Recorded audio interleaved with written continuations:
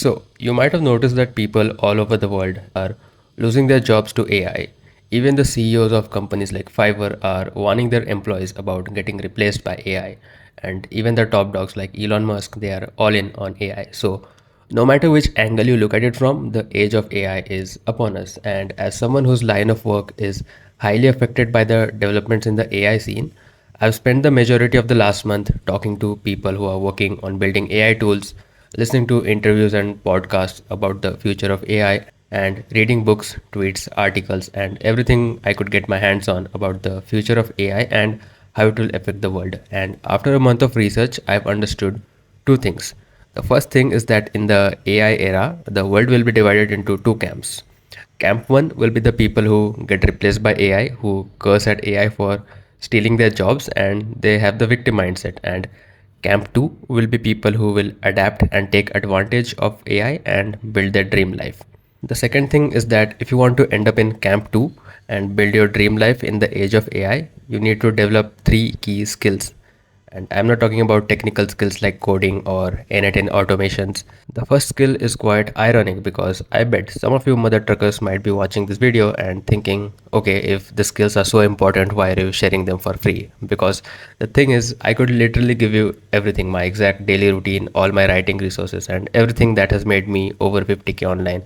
And still, most of you won't see results because most people lack this one skill, and that is agency, the ability to take action. With the AI tools that are available today, you can literally build an entire business that generates at least 1 to 3k every month in just a week as one person. You don't need a team, you don't need a degree, you don't need any employees. With this AI tools, you can have everything from design to code to building a website, editing videos, generating thumbnails. There's an AI tool for everything that can do it in minutes, and it has never been easier to make at least $1 to $3,000 without any team every month. But still, most people would rather mindlessly scroll reels and complain on social media about pointless stuff because they lack agency. They don't want to take action. Agency is the number one reason we humans are where we are today. Everything from trains to airplanes, the TV, the internet, everything exists because someone had the agency to bring the idea to life and the balls to execute the plan. While most people keep flexing their IQ and how smart they are, but without agency, without taking action, your intelligence is worth nothing more than solving Rubik's Cubes and chess puzzles. If you have agency, with agency alone, you can easily get ahead of 80% of the population who will never take any action and they're just happy doom scrolling their life away and taking orders from others. And you build the skill of agency one step at a time by slowly pushing your limits with a hard workout, talking to a stranger, taking that trip you have always wanted to take, approaching that girl, doing that thing you're afraid of. It's like training a muscle. With every action, you get the confidence to do more, to become more. But agency alone isn't enough because in the age of AI, where you can literally build anything thanks to all the tools and technology, the thing that will decide your level of success is knowing what to build. Because if you only have agency, you are like a raging bull. You have the energy, you have the power to go after things, but you don't have a clear target. You are all over the place. The key is to pair agency with this second skill so that you have a clear direction. And it's the same skill behind the success of all these guys, and that skill is unique thinking.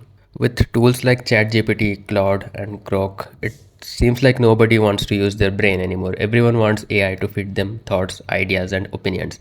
You see AI generated replies and posts all over social media. You see people on Twitter who are into creative fields like writing and design complaining that they are getting replaced by AI. It seems like critical thinking and creativity is at an all time low. And if you're just slightly more creative than the average person, if you can think for yourself, if you can be slightly more unique in your thinking, you will run laps around the average person. And just like agency, you train this skill like a muscle. You build it over time by following these three steps. Step one is to consume. And by consume, I don't mean mindlessly scrolling reels and consuming junk content. Consume books, podcasts, and videos that you're genuinely interested in. Explore your curiosities, the weird things that make you unique, things that help you move closer to your goals. Because your output will only be as good as your input, so feed your mind the right things. A great way to consume that apparently not many people use today is to actually go out and touch grass. Get away from the screen and go do cool stuff. Spend time with your friends, experience life. You don't need to go skydiving, but just try going to a amusement park or a weekend retreat with your friends. Go to a park on a Sunday afternoon. Take a solo weekend trip to a new city. Run a marathon. Volunteer at a dog shelter for a day. These are the things that will give you experiences and life lessons that AI can't replicate, because AI can't replace that human connection. So, step one is to consume. But here's the thing, not everything you consume will be useful to you. So, step two is to curate or note down the things that were useful. Curating has two purposes. The first is to filter out the sources of info, to see that which sources gave you the best ideas and which were useless, and to reset your mental memory.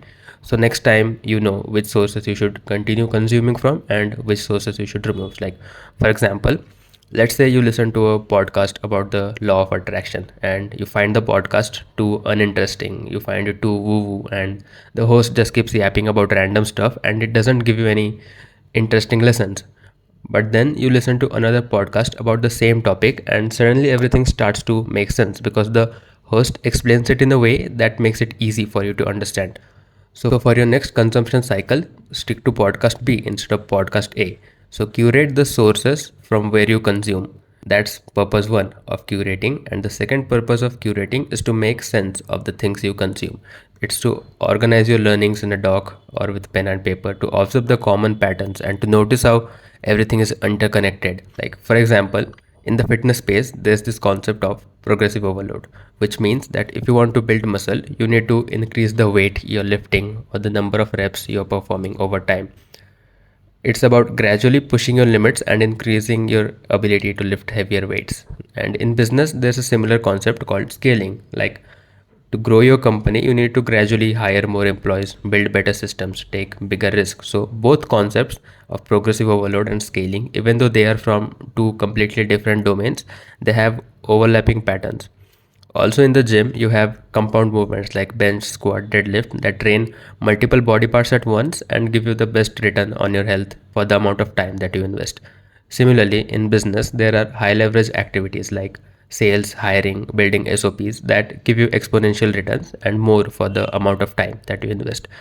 And it's not only with gym and business, you will notice such overlapping concepts in almost every domain. From physics to psychology to economics to art, marketing, you'll notice that everything is interconnected in some way or another. And by curating, you start to notice these connections and come up with new novel ideas to help you make better sense of the world. You start to build that unique perspective, which leads us to the final step of this process, and that is to create. Because by consuming and curating, your brain will be flooded with novel, interesting ideas. And now, in step 3, your task is to put those ideas in front of the world. This can be in the form of a YouTube video, a blog, an app, a website, a Twitter thread, newsletter, a movie, a book, anything that can be consumed by people and that you can monetize. And yes, your first 5, 10, or 20 creations, they are going to suck. But the key is to stick with it for 3 months, 6 months, and in that way, you'll be way ahead of the so called creative people on Twitter who are whining about AI stealing their creative jobs. So, just with agency and unique thinking alone, you can easily get ahead of 90% of the people in the age of AI. But once you add the third skill to your list, it will put you in a position where you can build things that can change the world, and it will literally put you in a position where you can become one of the most important people in the history of the world. And that skill is focus. And by focus, I don't mean staring at a blank wall for an hour. Focus simply means saying no, because with the rise of AI, there are going to be opportunities all around you. Every opportunity will look shinier than the other. Everything from building an AI software or starting an AI coaching business, AI agency, all of them will look appealing. But the key is to understand the fact that all of them can work only if you put in the work. The trick is to not get distracted by shiny object syndrome, to focus ruthlessly on one thing for at least 6 months and say no to anything that pulls you away from it.